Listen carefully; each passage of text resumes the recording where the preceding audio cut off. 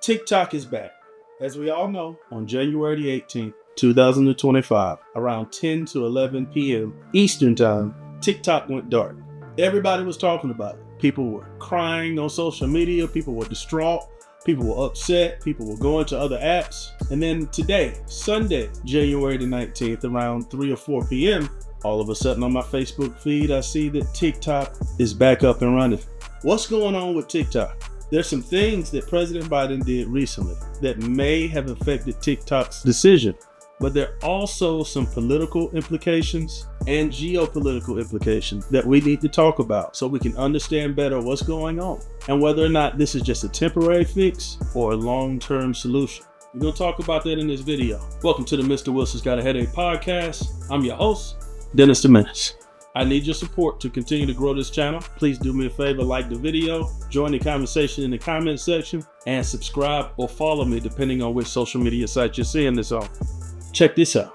Vanessa, good morning. And it turns out TikTok's parent company based in China has an office here on 42nd Street. And no doubt that team will be watching to see what happens in Washington with that Supreme Court decision now looming, as is that ban. Also, as some lawmakers say, they are trying to buy time to save TikTok.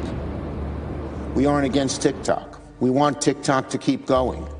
But we are against a Chinese company that is in cahoots with the Chinese Communist Party owning TikTok. New York Senator Chuck Schumer pledging to find compromise to save TikTok as millions of U.S. users anxiously wait to see if the app beats a nationwide ban Sunday. Then late this week, new reports that President Biden won't enforce the ban, resulting from a law that he signed last year. Biden now set to be leaving that issue for the incoming Trump administration, citing concerns including national security risks. That law called for TikTok's Chinese parent company to find a U.S. buyer by January 19th. That's one day before President-elect Trump takes office. The Supreme Court heard TikTok's case against that measure earlier this month, but the court appeared poised to uphold the law. Now, Trump himself also backed banning TikTok before reversing course during his election campaign last year. And Trump now says he'll work to save the app in the U.S., though just how is not clear. Now, Trump's incoming national security advisor says there may be a way to find an extension for the app if it has a viable buyer deal on the table here. And that's after a Democrat-led effort to save TikTok died in the Senate this week. In the beginning of this video, I said there were some things that President Biden did that may have changed TikTok's mind. Just to be clear, when TikTok shut down on Saturday, it wasn't because of the ban. It was TikTok shutting down a day early, I guess just to be safe. But nobody forced TikTok to shut down on Saturday. Earlier that day, President Biden made a statement. He said that he would not enforce the fines associated with the law that he signed. The fines were $5,000 a day for every active user. With TikTok having 170 million active users, the Google Play Store and the Apple Store were facing charges of around $850 billion every single day if they didn't comply with the law. But after Joe Biden said he wouldn't enforce those charges, it pretty much made the law null and void in some ways. So maybe TikTok gave Apple and Google a call and said, hey, listen, they say they're not going to enforce the fines.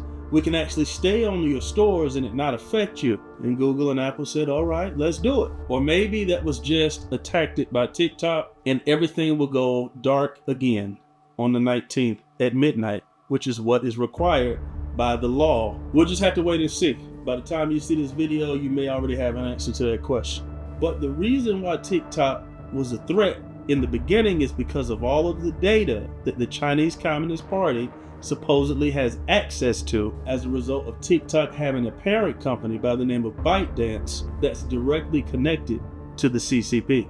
Everything went to the appellate court. The appellate court agreed. It went to the Supreme Court, and they unanimously decided that the threat to national security was a real threat.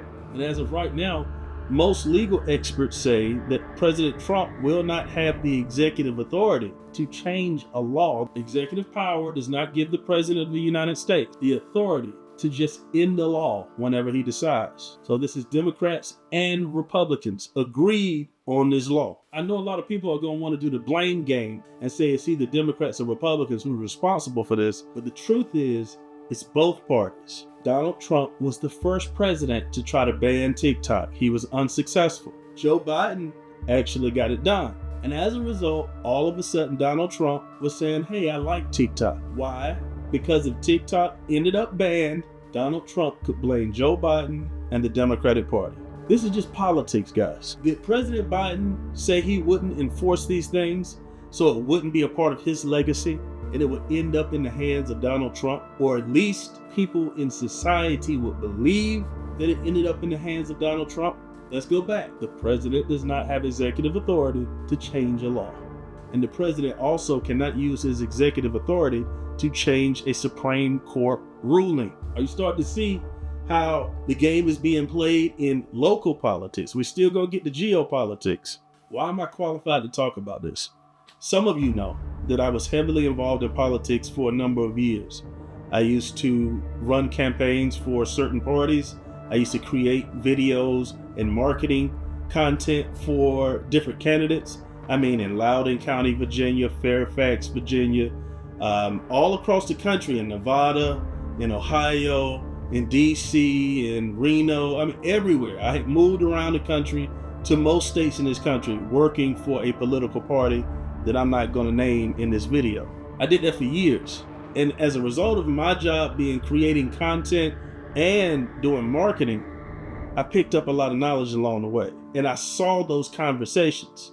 I mean, if you go to my Facebook page by searching Dennis Spivey, you'll see, if you look through my pictures, you'll see me standing beside all type of political figures from Republicans and Democrats, taking pictures with these people. Now, what does it mean for geopolitics? I'll give you this example. And geopolitics is pretty much a layman's explanation to it, is politics between nations, and not just politics inside of a nation, but politics between two nations or two governments. In President Trump's first term, he visited China. There's also documentation that many presidents from other nations, smaller, less powerful nations, came to visit China as well. When those presidents from those smaller, less powerful nations came to China, the way China treated them was completely different than the way that they treated President Trump. When those smaller nations came, they really didn't do a whole lot to greet those people. They just kind of showed up to President Xi, wherever he was, went into a room and tried their best to negotiate with a much more powerful nation. But when Trump decided to show up, this is what happened.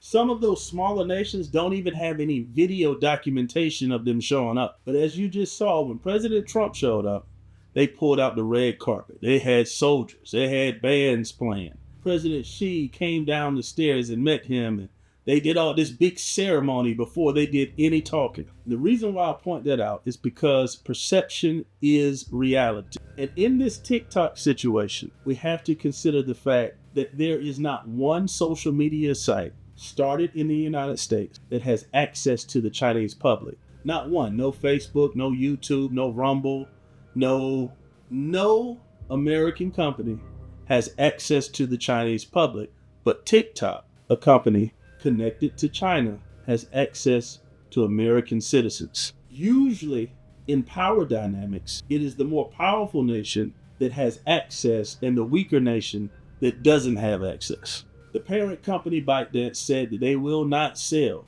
TikTok at all. So even if President Trump gives them 3 more months, the true power to decide what's going to happen, considering, again, that President Trump does not have the executive authority to override a law, the true power lies in the hands of ByteDance, which is directly connected to the Communist Party of China. This is a decision that must be made by President Xi. But perception is reality. So on the geopolitical landscape, it's really inappropriate for an American president to give President Xi an opportunity to look like he has more power and more authority than the President of the United States. Do you think that President Trump will find some legal loophole to give him some type of authority to change the law? Do you think it's in the best interest of the United States to fold to China when it comes to geopolitics? I want to know what you think. You already heard what I think. Do me a favor. Like this video. Subscribe to the channel. Let me know what you think in the comment section. And as always, I'll see you on the next video.